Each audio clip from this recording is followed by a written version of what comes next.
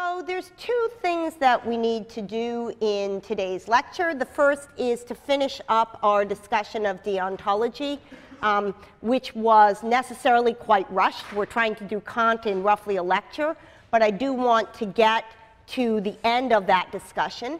And the second, which will allow you to use your clickers and express your opinions, is to talk through the structure of Judy Thompson's trolley problem paper.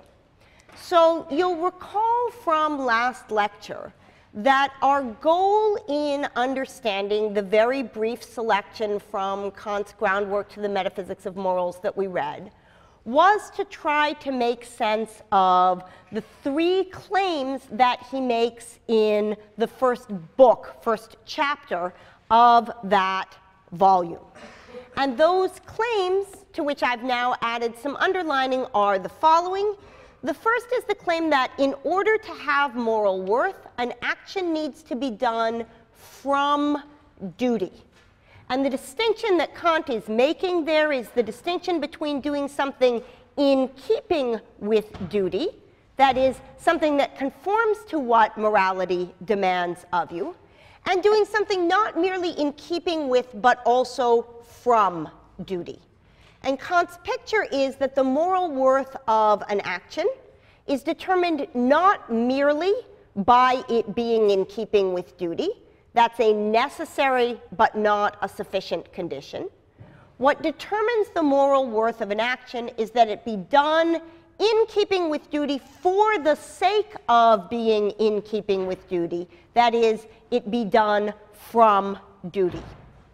The second thing that Kant says, the second proposition which he seeks to defend in the Groundwork, is the claim that an action done from duty, that's the thing we were talking about in the first claim, an action done from duty has its moral worth not in the purpose that is to be attained by it, not in what the Greeks would call its telos, its goal, its aim, but rather in the maxim according to which the action is determined.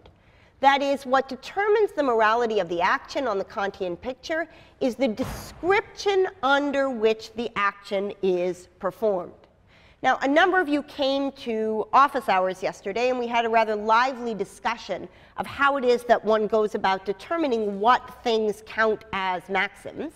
And I encourage those of you who are interested in that question to take an ethics course where you can work through Kant's writings on this question in more detail. For the purpose of our class, all we need to hold on to is the simple idea that what Kant is interested in here are acts under a description, and that that description is going to have to satisfy a certain sort of test, as we'll find out in a moment. So that's Kant's second claim. Kant's third claim is that duty, which is the central notion to deontology, deon, duty, is at the core of deontology. Duty is the necessity of an action done out of respect for the law. And the idea here is that not only do you need to act with the goal of conforming to the law in mind, not only do you need to do so in a way that you articulate your action as falling under that norm, but you do so because you take the moral law to be morally binding upon you, because you recognize that it is what rationality demands of you. The moral law turns out to be the law of governing your behavior that you set for yourself as a rational being. It is the only aspect of your behavior on the Kantian picture that isn't determined by the contingent forces of the world around you. It's determined by your recognition of your role as somebody capable of binding themselves to a law that they themselves set. So, as I said, the reason we were interested in these three principles was to get to Kant's famous formulation of the categorical imperative. And we closed lecture last time by meeting one member of the categorical imperative family. In response to Kant's question, what sort of law can it be, the thought of which must determine the will without reference to any expected effect, so that the will can be called absolutely good without qualification? Kant sets himself, as I said, this cliffhanger of a question, and answers it with the first member of the categorical imperative family. It's the will's universal conformity of its actions to law as such. Only thereby, says Kant, can one act autonomously and not heteronomously. What does it mean to act autonomously as opposed to heteronomously? Well, let's look at the words autonomous, heteronomous. You'll notice that they both have here the word nomos, that is law, and they distinguish the law to which you're subjected by saying that in one case it's an autonomos, and in the other case it's a heteronomos. Autonomos. What could that be? Let's think of other words where we have this prefix auto. How about automobile? What's an automobile? An automobile or an automobile is something that is self-propelled. It is propelled by its own strength. To act autonomously on Kant's picture is to act on the basis of a law that you yourself have imposed. You are autonomos, subject to a law that comes from within. By contrast, what is it to be heteronomos? Well, what is it to be heterosexual? What it is to be heterosexual is to be attracted sexually to individuals that have a different gender than you do. So what is it to be heteronomos? It's to have law given unto you that comes from outside of you, that comes from something different from you. So Kant's picture is that autonomy, self-law giving, is possible only when the law to which you conform your behavior comes not from the contingencies of the world, but comes from within.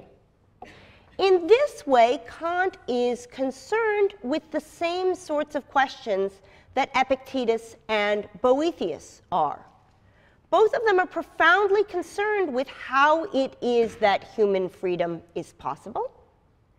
And Kant's picture is that human freedom becomes possible when you govern your actions on the basis of what you yourself decide to be norms that you want to conform to. In particular, when you conform your actions to the categorical imperative, which says in the formulation that we see at the beginning of this section that you should never act in such a way that you cannot also will that your maxim, there's your maxim again, should become a universal law. When you act in such a way that you don't take the contingencies of your situation into consideration, but rather that you think of yourself as one among any number of beings who in your situation would do exactly what you do, only then do you become free of the contingencies of circumstance. So the picture is that in some ways, by stepping beyond the bounds of the contingent features of your experience, by stepping beyond the bounds of yourself, you thereby gain freedom from the contingencies of the world around you. And Kant suggests that if you take this on as a picture, you will come to see that it conforms with the rules of rationality. So he says, Suppose you're confronted with a very particular case of an act that you want to perform under a particular maxim. The maxim you set for yourself is, when I make a promise and it's going to be a pain in the neck for me to keep that promise, I'll break that promise. That is, the maxim is, it's okay for me to make lying promises. And Kant asks, suppose that you made, under that description, a promise that you didn't intend to keep. Can that maxim be universalized? Well, he says, suppose that it were. Suppose everybody, when they made promises, did so only with the thought that they would keep them when convenient and not when they were inconvenient. Were that to happen, says Kant, there would be no such thing as reliable promising. Why? Well, because promises are like balconies. We don't step out on a balcony if there's a good chance that the balcony will break when we step out on it. And we don't step out on promises, on commitments that others make to us, unless we are close to certain that that promise will be preserved. So, says Kant, since the practice of promising would break down if everybody who found it convenient made lying promises, it is not in keeping with what the moral law demands of us that we make a lying promise. And Kant suggests this framework can be extended to all the kinds of duties that there are. There are, suggests Kant, two categories of obligation that we have towards ourselves and to others. We have duties to ourselves and duties to other people.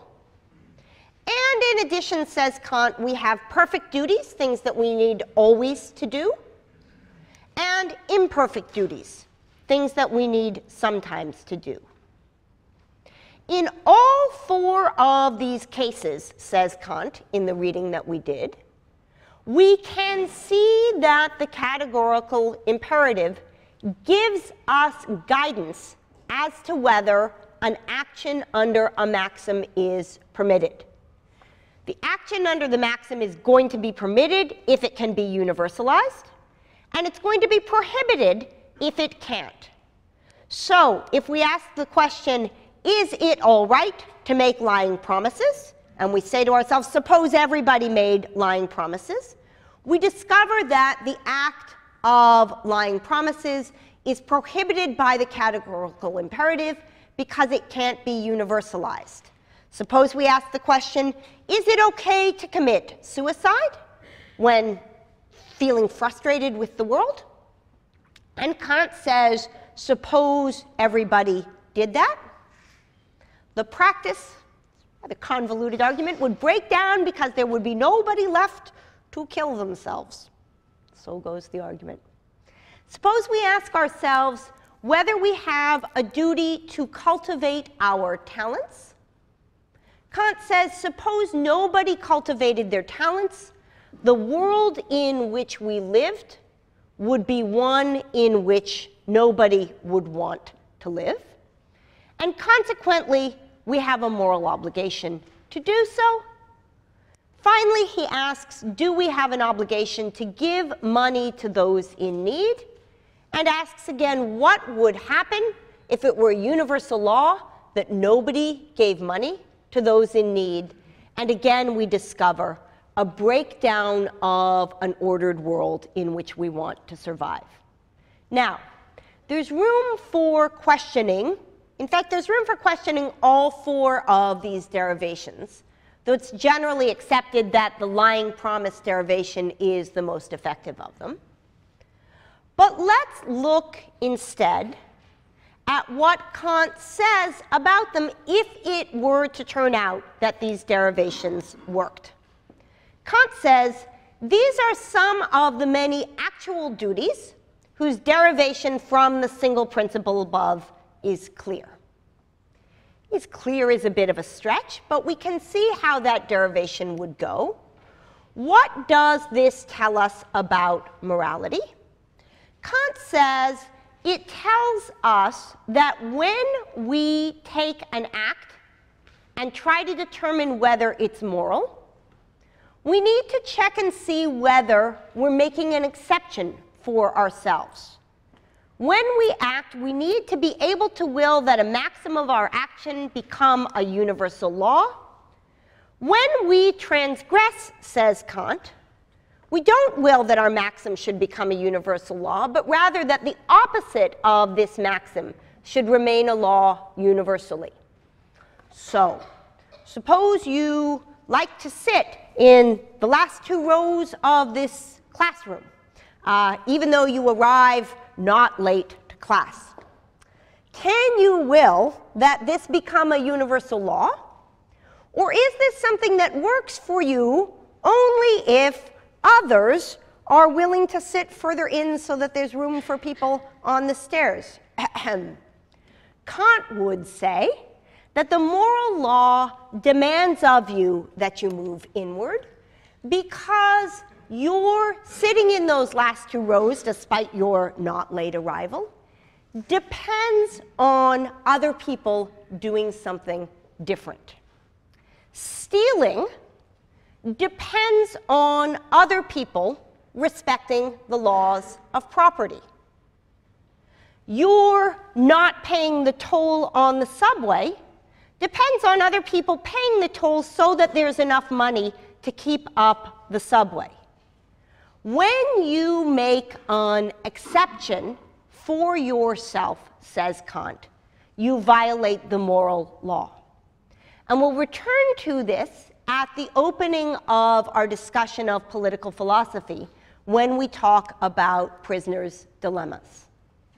Now, I mentioned in passing that you had met one member of the categorical imperative family, that you had met what's sometimes called the formula of the universal law, that one should act only in accordance with that maxim through which you can at the same time will that it become a universal law.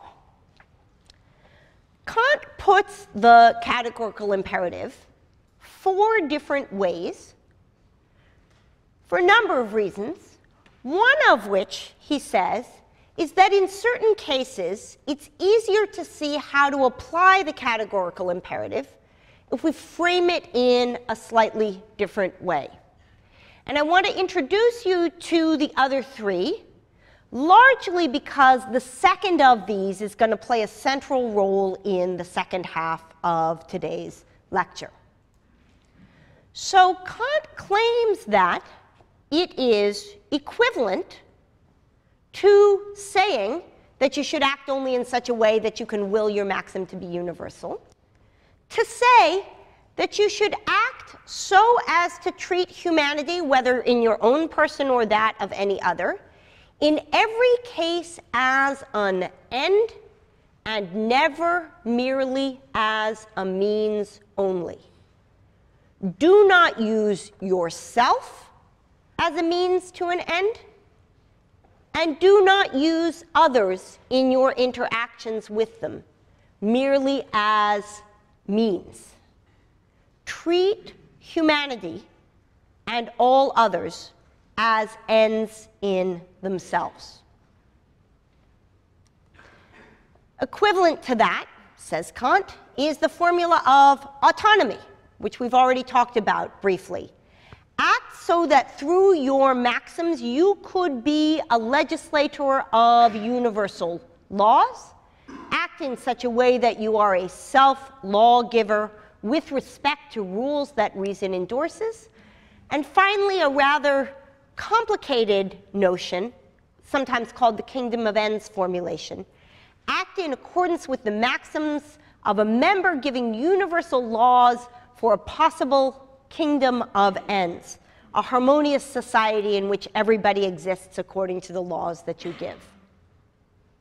As I said, we have only about an hour's worth of Kant, so we won't focus on the third and the fourth.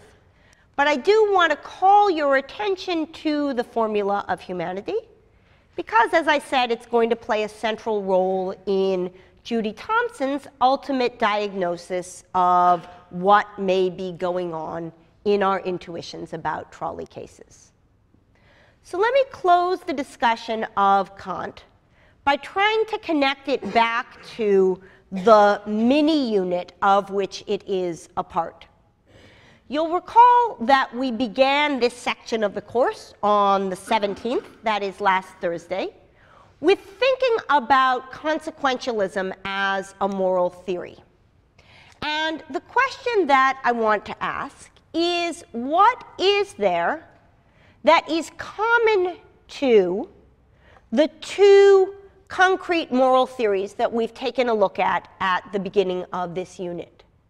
We've looked so far at some of the differences between consequentialism on the one hand and deontology on the other. But I think it's important in moving on to some of their practical applications to think about what they have in common. And what they have in common is that both teleology, consequentialism, utilitarianism in the particular form that we found it, and deontology prohibit first-person exceptionalism. Kant says, my desires may serve as bases for willed actions only if I can at the same time coherently will that others in similar circumstances would act in the way that I am choosing to act. I'm only allowed to do things that I'm going to assume other people are also allowed to do. And Bentham, quoted in Mill, Bentham, the great grandfather of utilitarianism, says, everyone is to count for one, no one for more than one. Mill, in his greatest happiness principle, speaks of the happiness of all, not the happiness from the subjective perspective. So the challenge of morality is that of viewing the world not from the stance of your own needs as the most central set of needs in the world, but rather from the perspective of your own needs as one set of needs among those of 6 billion equally sentient beings. Now, the problem for morality is that the tendency towards first-person exceptionalism, the tendency to take one's own needs as more important than the needs of anybody else, is perhaps the most widespread and pervasive psychological bias. And when we get to the unit on political philosophy after March break, we'll talk about ways in which social structures are put into place to help deal with this sort of tension. Even in the passages from Mill that we read for last Thursday, Mill talks about what sorts of attitudes it's important to cultivate in individuals so that they begin to view the world from a moral perspective. In the selections that we read from Book 10 of Aristotle's Nicomachean Ethics, Aristotle asked, in what way should society be structured to make it easy for people to act morally? And in some ways, the question with which we're going to close the course, how does rational versus non-rational persuasion work? What are the roles of literary as opposed to argumentative representations of the good life? Is a version of this dilemma operationalized. How is it, given an inevitable human tendency to take one's needs as more important than others, how is it possible to structure society in such a way that the needs of all are met? So that's what I want to say by way of the Kant. And in the remainder of lecture, I want to ask you to take out your clickers and enjoy the ride. So, as you know, the paper which we read for today is a great and intricate paper by the philosopher Judith Jarvis Thomson, written in the mid-1980s in response to an earlier paper by another mid-century woman philosopher, Philippa Foot. And what Philippa Foot and Judy Thomson are interested in these papers is a systematic exploration of a number of cases which seem to evoke in most subjects pretty powerful intuitions about what the right thing to do is, but which seem to adduce intuitions, the explanation for which is hard to systematize. So, as you know well, the first case, which we'll call trolley driver, there's the driver, is this. There's a trolley hurtling down a track in such a way that it's going to kill 5 people. But it turns out that there is a second track onto which the trolley could be diverted, where there is only 1 person. And the question is this: the trolley driver is driving the trolley. It's heading towards the 5 people in such a way that he is going to kill the 5. Should he? Is he morally required to, morally prohibited from, or perhaps neither prohibited nor required, but rather just permitted, to turn the trolley onto the track where there is only the 1? Now notice that though this is framed as an idealized problem, the diversion of threats is something that decision makers face all the time. Suppose there is an airplane that has become incapacitated, that's falling in such a way that it's going to land on a large city, and it would be possible to divert the plane so that it falls on a less populated area instead. Suppose that there is an illness which is taking the lives of many people, but if one quarantines those who are ill, causing that number to die, the rest of the population will be spared. In case after case, we face dilemmas with roughly the structure of trolley. So, though these cases are idealized in the sense that we're granting ourselves that we know with certainty what the outcomes will be, it is, I think, not a useless exercise, even if our concern is real-world morality, to think through what the right thing to do is in these cases. So let's start with the case of the trolley driver. Driver of the trolley. The trolley is heading down the track in such a way that the driver will, with the trolley, kill 5 people if he doesn't turn it. He faces the choice of turning the trolley onto the track where there is the 1. Question: is it morally mandatory for him to turn the trolley from the 5 to the 1? Is it morally permitted but not morally mandatory for him to turn the trolley from the 5 to the 1? Or is it morally prohibited for him to turn the trolley from the 5 to the 1?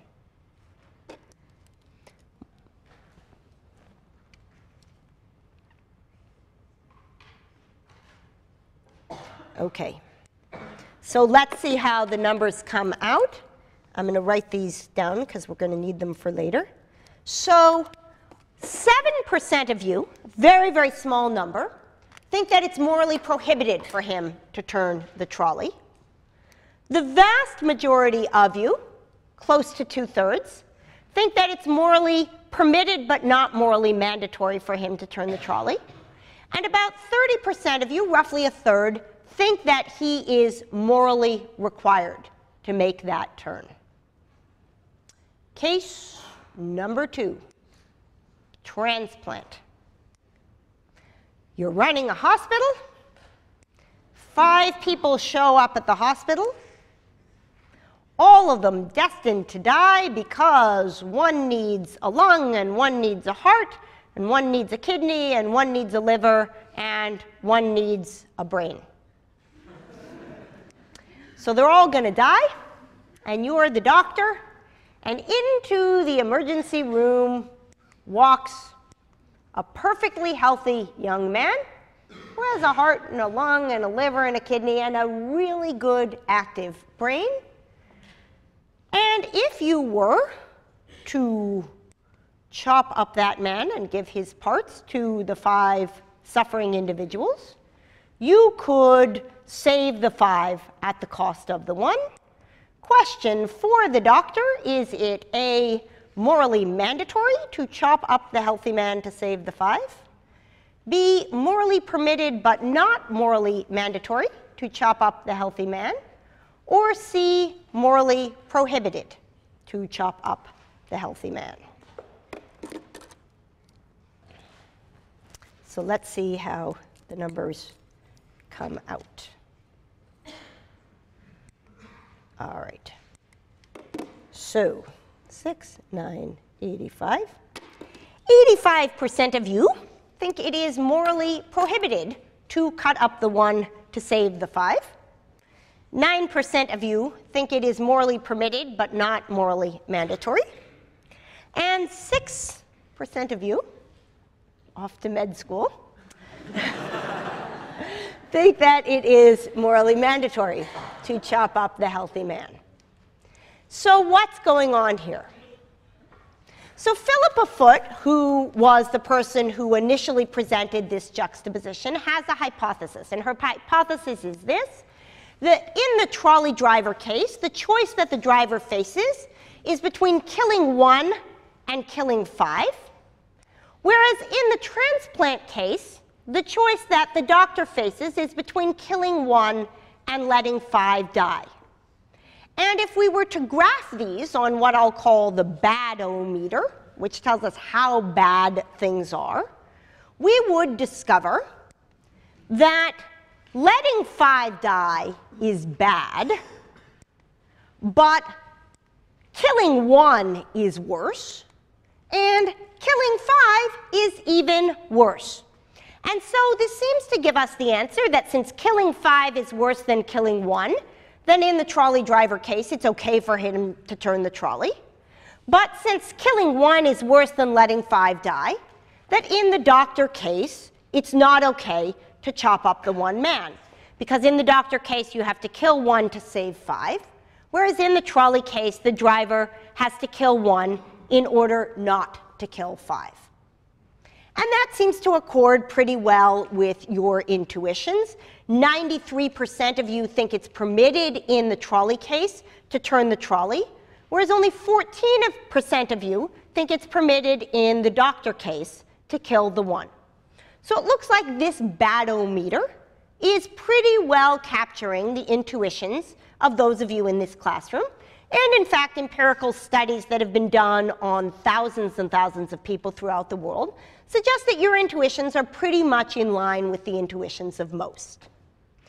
But there's a problem. Case number 3, trolley bystander. Here's Jim. Poor Jim's really bad luck. First he shows up in this Latin American town. He's supposed to shoot some Indians. Now here he is next to a trolley, which is hurtling down a track, about to kill 5 people.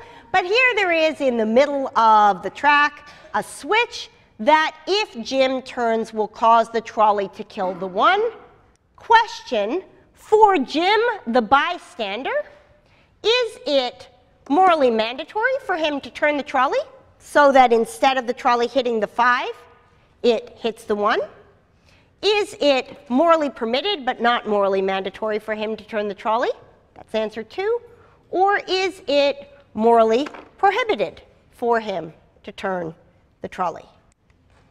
Let's see how those numbers come out.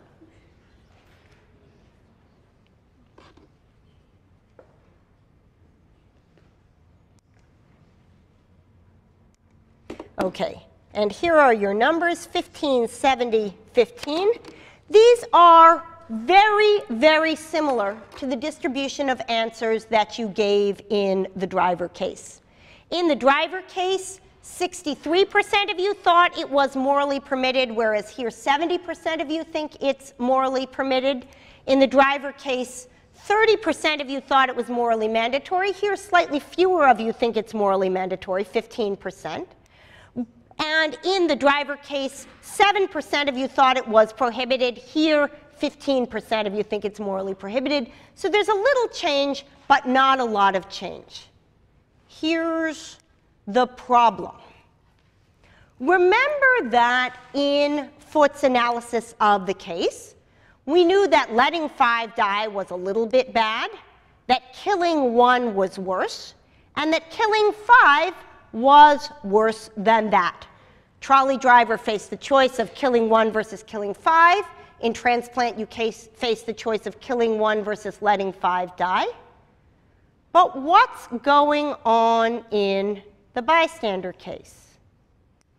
Well, in the bystander case, Jim of the bad luck, faces a choice between killing 1, diverting the trolley onto the track in such a way that Jim kills that guy, or letting 5 die, letting the trolley hit the 5 that it's going to hit inevitably.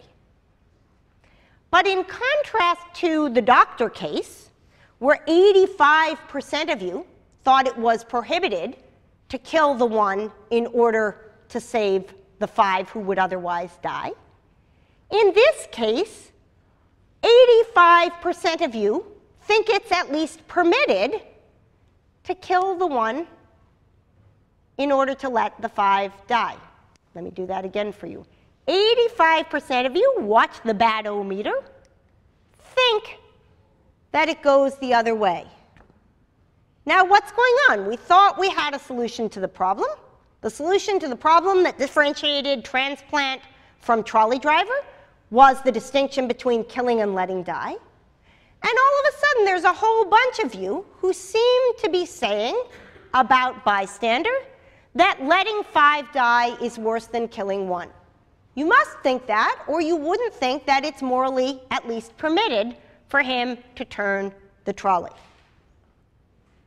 Moreover, stuff gets even worse. Suppose that the hospital case comes about as follows.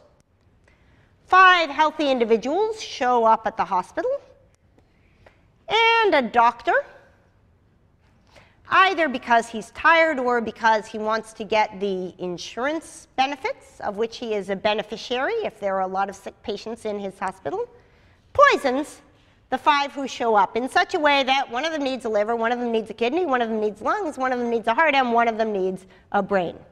And so, as a result of what that man has done, these 5 individuals will die.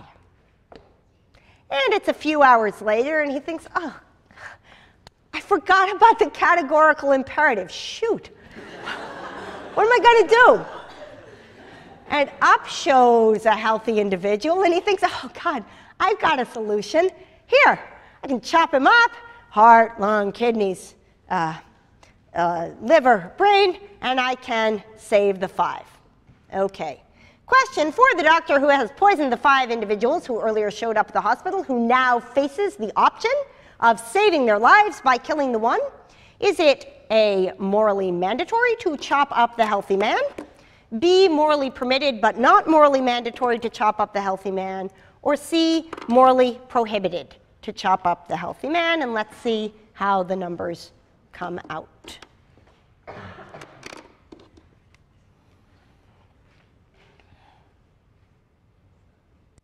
All right.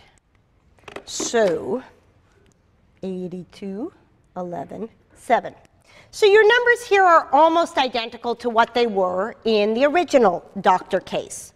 There it was 6, 9, 85. Here it's 7, 11, 82. Almost no difference. But let's go back to our bad-o-meter. we are going to set aside the killing and letting die question and just look at the kill 1 versus kill 5. So we know from trolley driver that killing 1 is pretty bad, but according to most of you, according to 93% of you, killing 5 is worse than killing 1. Okay, poison doctor. So here's what choice the doctor faces. He can kill 5, right? He's poisoned them, and now they're going to die. Or he can kill just 1, that one healthy guy who just showed up, and then the other 5 won't die. 82% of you told me that it was better for him to kill 5 than to kill 1. Let me show you this again on the bad-o-meter. 85% of you thought that it was better for him to kill 5 than to kill 1. So we had these two super-duper excellent principles that seemed to explain what was going on in the trolley case. On the one hand, that killing 1 was worse than letting 5 die, and then all of a sudden bystander made us think, oh no, we don't have that intuition. And then we had the intuition that at least killing 1 was better than killing 5. And the poison case made us rethink that as well. Now, there's an obvious issue that may be making the moral difference here. There's a temporal difference between when the killing of the 1 and the killing of the 5 happens. And perhaps, says Thompson, perhaps that's what explains our intuition in the doctor case. Perhaps it is because the killing of the 5 has become a letting die as the result of time, that it's misleading to describe this as a kill 1 versus kill 5 case. But the temporal is not going to help us with the transplant versus bystander case. Those seem pretty clearly to be both cases where one faces a choice between killing 1 and letting 5 die. And whereas it seemed pretty clear to most of you in transplant that killing 1 was worse than letting 5 die, it seems pretty clear that for most of you in bystander, it's the other way around. So the trolley problem is the problem raised by these dancing arrows. How is it that we systematize our intuitions about killing and letting die, given that they appear to come apart in these cases? So Thompson suggests that whereas the transplant case gives us a choice between killing 1 and letting 5 die, as does bystander, there is a potentially relevant difference between them. And that is that in the case of transplant, you are using the 1 as a means. You're using the 1 as a way to achieve the outcome of saving the other 5. Whereas in bystander, when you're diverting the trolley onto the track where that one individual is, you're not using that individual as a means. And oh my goodness, I told you we'd get back to Kant, and we have. What did Kant's formula of humanity say? Kant's formula of humanity said, so act as to treat humanity, whether in your own person or that of any other, in every case as an end and never merely as a means only. So maybe that's our solution. Maybe the problem in bystander is that since you're not treating him as a means, it's okay to kill the 1. Whereas in transplant, since you are treating him as a means, it's not okay to kill the 1, and consequently, you're morally obliged to let the 5 die.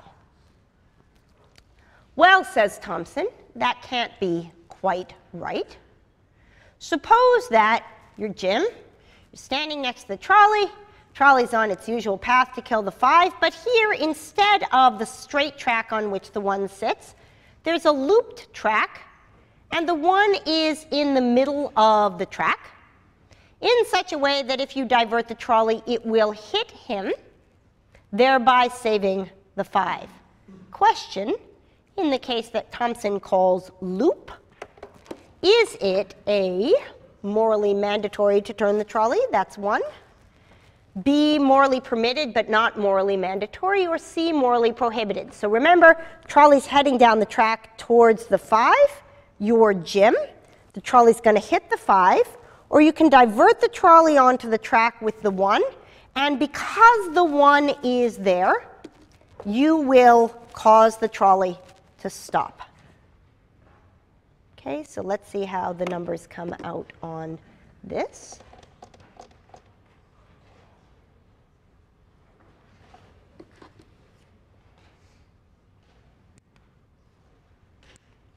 Okay, so 68, 18, 14.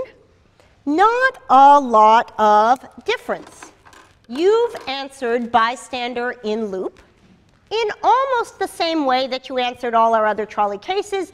Generally, the distribution has been 15, 70, 15. That was bystander. Here it's 14, 68, 18. But notice that in this case, you are using the guy on the loop track as a means. You're using him as a means to your end. You're trying to stop the trolley by using his body. Kant didn't help us enough. Restock. Let's take stock again, says Thompson. Perhaps some of the work is being done by some notion of rights. Perhaps what's going on in the transplant case, the one where you guys are not going to let the doctor chop up the healthy man, is that you would be violating that man's rights, and perhaps it's true that rights trump utilities. That is, that when somebody has a right to bodily integrity, that takes precedence over the needs of the many, the utilities of the 5 that are going to be saved. And we'll close this lecture with the final example, one that's meant to test that hypothesis. And we'll begin next lecture by talking about some of the reasons that people tend to give this response. So suppose now that instead of the looping track, there's a bridge. And suppose that on that bridge is our fairly large gentleman. And you are now faced with the following dilemma. The trolley's heading down the track. It's about to kill the 5. And here's how Jim, the bystander, could stop it.